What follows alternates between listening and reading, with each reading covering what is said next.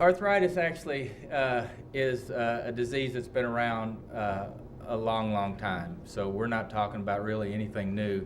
It's got a Latin origin, arthros, which means joint, and stands for joint inflammation. So anything that causes joint inflammation can be considered arthritis. This is a picture of somebody's knee during surgery, and this is actually looking at the end of the femur at the knee joint. And if you look at this, what we see every day in surgery is this loss of cartilage. So even though this looks yellow on this picture, it's usually pearly white. And same pearly white stuff that you see on the end of a chicken bone. And that's cartilage. And that cartilage provides us with a bearing surface to walk on. If you feel it during surgery, it's very smooth, low friction. It's very wear resistant, but over time it does wear, and so when it wears, what you start to see is the bone underneath the cartilage, and that's what you're seeing in this picture here and here. So the loss of cartilage, which results in joint inflammation, that's arthritis. There's two types of arthritis. There's the primary type of arthritis, and it's really more from the mechanical wearing away of the cartilage. And I put this nice picture of this fancy car up there to remind me to give the analogy that it's very similar to your car tire. You know, we all know that if we drive our cars long enough, we'll eventually wear the tread off the tire. And if we live long enough, we'll generally wear the cartilage off the end of the bone. As we all know, not all tires are the same. Rubber's manufactured differently, and not all cartilage is the same. We all inherit different quality of cartilage. So some people tend to wear their cartilage out at a younger age than other people. Some people can run marathons their entire life and never end up with knee arthritis. That's not me, but there are people. But it's very similar to that analogy with the car tire. It is the most common type of arthritis.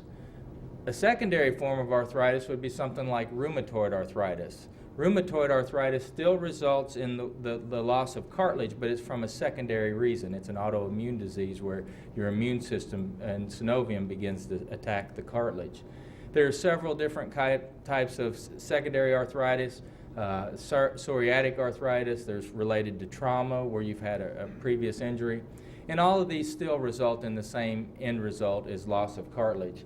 If you look at this x-ray here, when we're looking at this knee, you can see the upper bone is the femur, here's the kneecap, kind of, you see it superimposed, and then the tibia.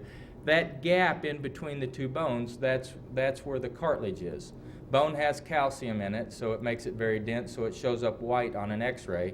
The cartilage doesn't have any calcium in it. It's very soft, and so on an x-ray, it shows up like a clear space. So the thickness of that clear space tells us how much cartilage is remaining. So it's when we see you all in clinic and we take an x-ray, it's not a big mystery to us, generally speaking, if we see significant knee arthritis. It's very obvious on x-ray.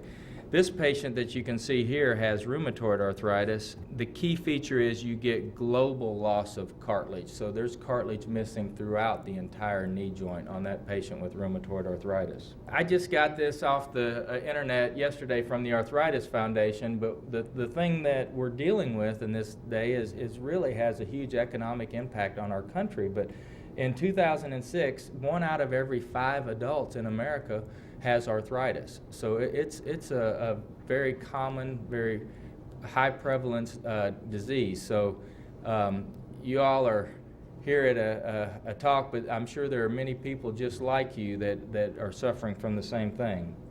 In terms of the prevalence of knee arthritis, in 1999 there were 3.7 million doctor visits related to cumulative doctor visits related to osteoarthritis of the knee. 50% of the people report difficulties in function with stooping, kneeling, or crouching, and less than 1% of adults without osteoarthritis report these problems. So arthritis has a big effect on patients' function. So risk factors are the basic things that you would imagine. They're kind of common sense. Family history of arthritis, obesity, anything that increases the load across your joint obviously will increase the wear. As we get older, it's the same analogy with the car tire. The more miles you put on your joints, the more likely you are to develop arthritis. Gender, actually, it's more common in women than men. Trauma is another cause. We're seeing this a lot now in baby boomers, as they were very athletic growing up. Many of them ran long-distance races, and they're coming of that age where they're in their 50s and early 60s, where we are starting to see a high prevalence of arthritis in that age group. Signs and symptoms, typically most patients when they come to the office, they're having pain and generally swelling in their knee joint. I tell patients that arthritis symptoms, especially early on, kind of wax and wane. You'll have some days where things are great, you're able to function, and you'll have other days where your knees or your hips or your shoulders will bother you to the point where it'll limit your function.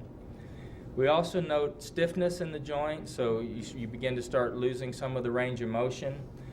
Secondary to that, we start to notice weakness in the joint, and we typically say that arthritis symptoms are worse first thing in the morning, and then they get a little better as the day goes on, and then they usually get worse in the late afternoon. That's about a patient about in the middle of the disease process. As we get to the end of the disease process, most patients are having pain constantly, recalcitrant type pain. Again, the radiographic findings that we see on this x-ray, this is a person with just standard straightforward osteoarthritis. And what we see is we see a little bit of cartilage remaining on the outside of the knee joint, but on the inside they're bone to bone. And again, compared to this normal knee. So it's that loss of joint space. We then begin to see bone spurs that form. The cartilage actually is protective to the bone underneath the cartilage. And when you wear that cartilage away, that bone sees a higher stress as we get up and walk and are active on your joints. That higher stress leads the bone to want to react to it, and it reacts in a way that it forms new bone in the form of bone spurs, and that's how bone spurs form. We also notice that the limb becomes more deformed depending on whether the arthritis is on the inside or the outside of the knee, determines whether you get a little more bow-legged or a little more knock-kneed. And that's something that we classically find, and it's one of the things that we as physicians have to know so that we can correct that at the time of surgery. Treatment options, non-operative treatment options, I'll talk a little bit about that.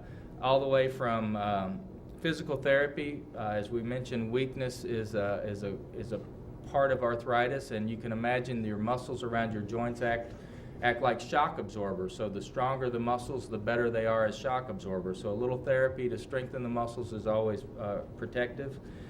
Glucosamine, chondroitin, there are a couple of studies now that are published compared to placebo that show there may be some effect. Didn't work for my mom, but if you're one of those 70% that it does work for, it's great. Anti-inflammatories has been the mainstay of treatment, and I'll talk a little bit more about those, but those are things like Motrin or Aleve or Celebrex. I guess Vioxx at the time I did this talk was a drug that was on the market. It's no longer on the market. Operative treatment, there are several things that are being done. In young patients, for example, if you were a Tennessee Titans football player, you went out and had a knee injury and you had a little cartilage lesion that occurred at the time of your knee injury, you're likely to have a little plug of bone, either from your host cartilage or from even a cadaver cartilage. So there are operative treatments for younger patients, and I put that on here to be complete.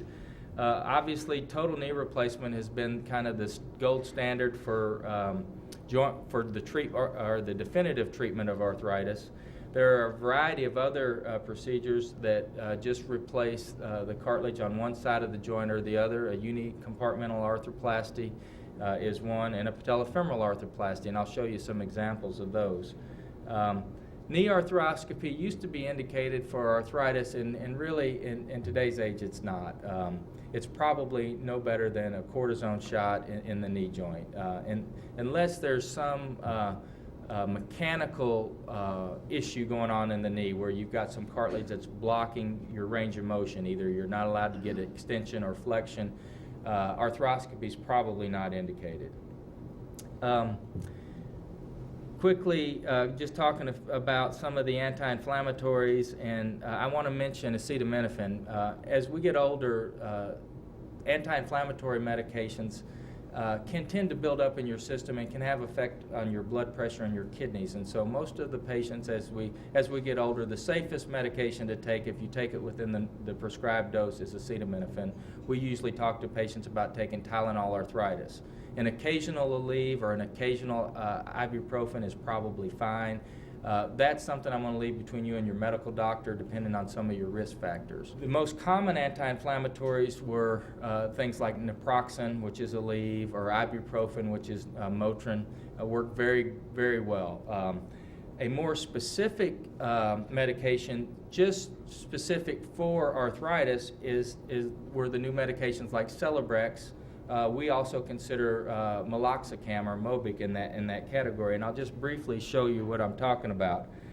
Not to go through a chemistry lesson here, but to get an inflammatory response, we all start with this arachidonic acid that gets converted by either the cyclooxygenase 1 or cyclooxygenase 2 enzyme. That produces a prostaglandin, the same prostaglandin that causes the arthritis and the swelling in your knee. So when you take ibuprofen, it's going to inhibit the cyclooxygenase enzyme so that you don't get the production of those prostaglandins that result in the inflammatory response. It's nonspecific. It actually affects both the COX-1 and the COX-2 enzymes. So it goes in there and affects the things that you don't want to have affected. For example, the coating or the lining of the stomach is also made from a prostaglandin that is converted from arachidonic acid via this COX-1. So that was the push for Celebrex. That's why Celebrex was supposed